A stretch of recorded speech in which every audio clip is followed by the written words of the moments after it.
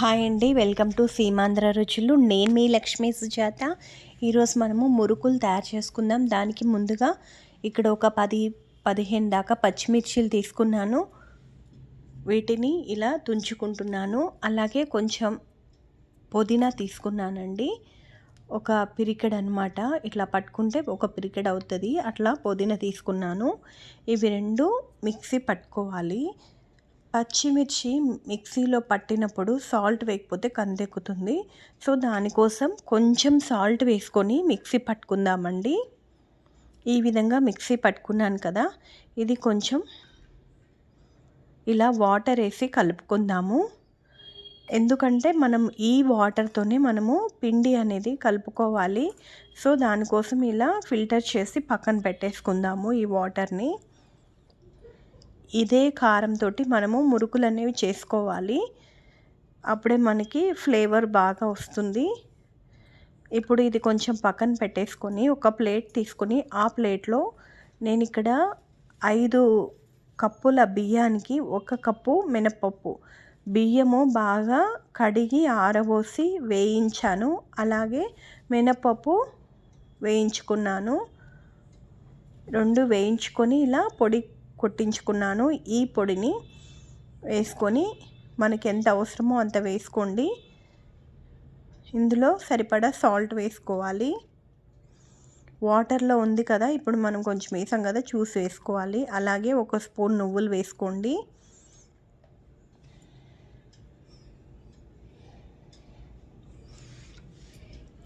ఇప్పుడు ఇది ఆయిల్, వేడి చేసిన ఆయిల్ అంటే బాగా హీట్ ఉన్న ఆయిల్ వేసి కలుపుకోవాలి.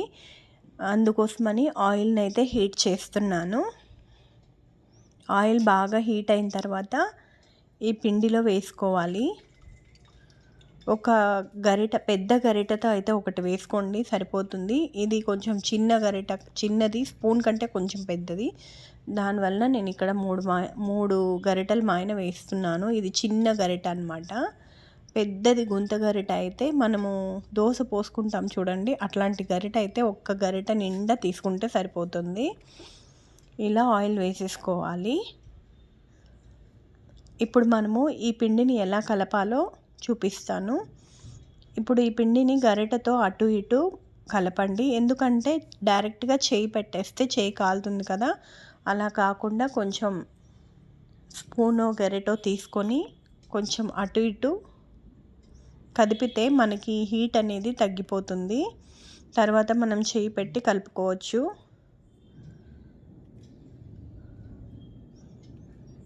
నా ఛానల్ని ఫస్ట్ టైం చూస్తున్న వాళ్ళైతే సబ్స్క్రైబ్ చేసుకోండి, లైక్ చేయండి, షేర్ చేయండి, కామెంట్ చేయండి. ఇప్పుడు మనము ఈ పిండి ఇలా బాగా ఇలా గట్టిగా అన్నట్టు అని తర్వాత మొత్తం బాగా మిక్స్ చేసిన తర్వాత ఈ వాటర్ వేసుకొని కలుపుకోవాలి.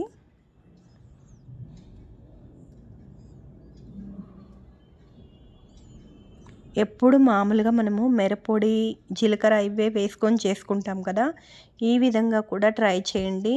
ఎందుకంటే బాగా పచ్చిమిర్చి అలాగే పుదీనా ఫ్లేవర్తో చాలా బాగా వస్తాయి.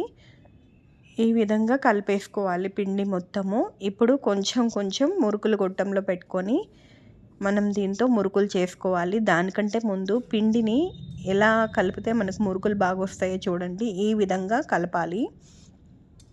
మనము రొట్టెకి ఏ విధంగా అయితే పిండిని కలుపుతామో, ఒత్తుతామో ఆ విధంగా ఒత్తుకోవాలి.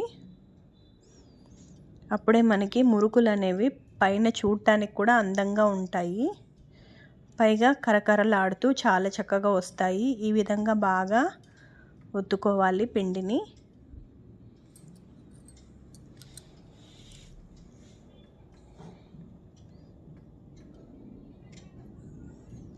ఇప్పుడు మనము ఈ మురుకులు గొట్టంలో వేసుకొని మురుకులు చేసుకోవాలి.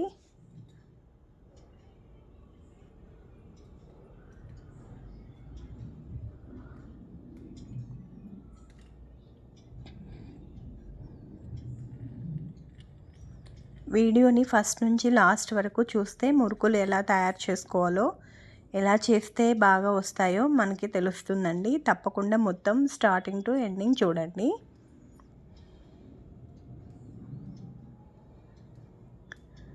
ఇప్పుడు ఆయిల్ని బాగా హీట్ చేసుకొని ఈ మురుకులు అనేవి తిప్పుకోవాలి. తర్వాత నెక్స్ట్ ఇంకో దానికి కూడా ఆయిల్ హీట్ అయ్యే లోపల ఇంకొకసారి పెట్టుకోవడానికి కూడా నేను పిండి అనేది రెడీ చేసుకుంటున్నాను.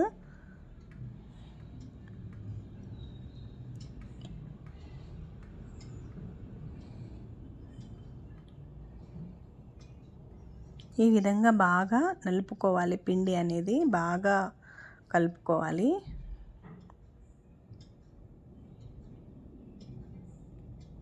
చూసారు కదా, సెకండ్ టైం పెట్టుకోవడానికి కూడా పిండి అయితే రెడీగా ఉంది. ఇప్పుడు ఆయిల్ హీట్ అయితే మనము మురుకులు వేసేసుకోవటమే.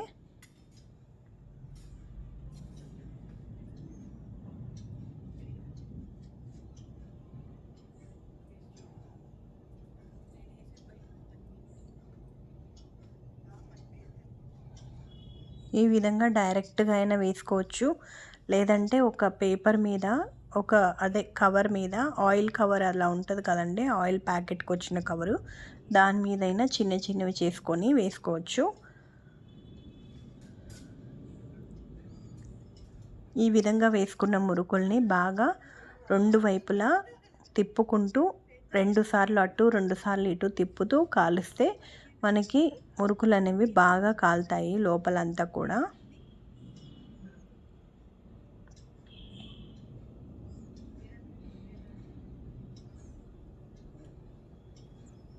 ఇవి రెడ్గా రావు, ఎందుకోసం అంటే నేను ఇక్కడ మిరప్పొడి వేయలేదు కదండి, పచ్చిమిర్చి వేసాను, అందుకోసమని కలరు వైట్గా ఉంటాయి కొంచెము చూడటానికి.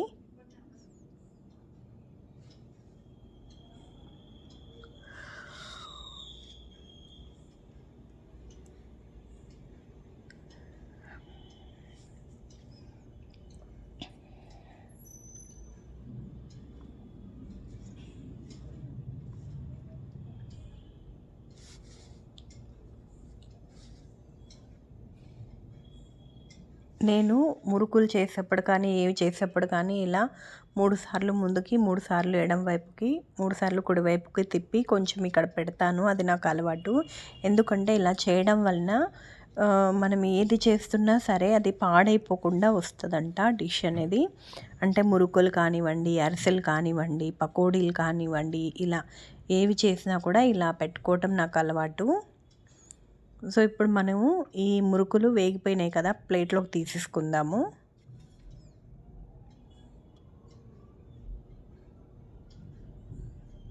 ఈ విధంగానే అన్నిటినీ కూడా మనం చేసేసుకోవాలి, పిండి మొత్తాన్ని కూడా ఈ విధంగానే చేసేసుకోవాలి. మనము ఇందులో నువ్వులు వద్దనుకుంటే మనం జీలకర్ర కూడా వేసుకోవచ్చు నువ్వులకు బదులు. నేనైతే ఎప్పుడు ఒకేలాగా ఎందుకని చెప్పి ఈసారి నువ్వులు మాత్రమే వేసాను.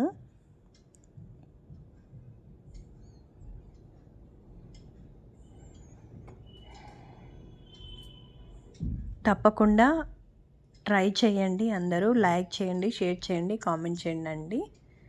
అలాగే సబ్స్క్రైబ్ చేసుకొని వాళ్ళు సబ్స్క్రైబ్ చేసుకోండి. థ్యాంక్స్ ఫర్ వాచింగ్ అండి. బాయ్.